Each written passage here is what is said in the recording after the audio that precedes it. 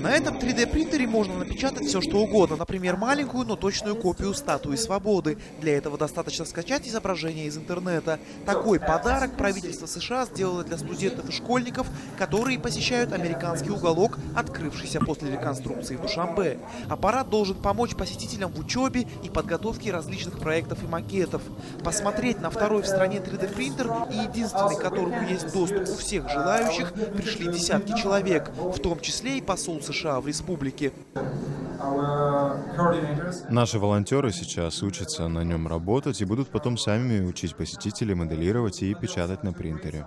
Принтер не единственное новшество в столичном американском уголке. Сам уголок теперь сделан в стиле хай-тек и оснащен новейшим оборудованием, компьютерами и учебными материалами. У нас очень большой выбор литературы, дисков. Все, кто приходит сюда, имеют к ним доступ для получения образования и подтверждения своего английского языка. Здесь узнают, как получить стипендию и образование в других странах, таких как США.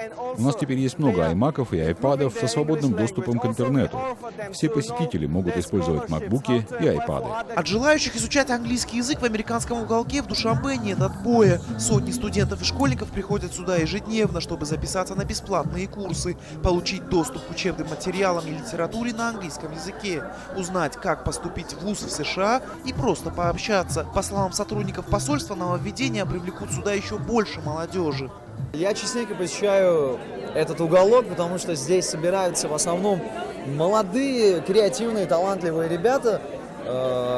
И плюс еще в том, что они говорят на английском. Просто уже максимально сблизилось все с Западом, к Западу, поэтому, думаю, здесь будет с двойным удовольствием время проводить больше. Всем здесь нравится.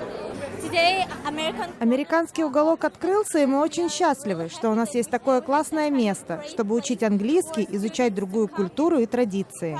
Всего в Таджикистане на сегодняшний день действуют 7 американских уголков. В прошлом году их посетили порядка 500 000 человек, которые хотят изучать английский язык и получить качественное образование, что позволит трудоустроиться и на родине, и в других странах. Анушер Арипов, Насим Исамов. В настоящее время. Таджикистан.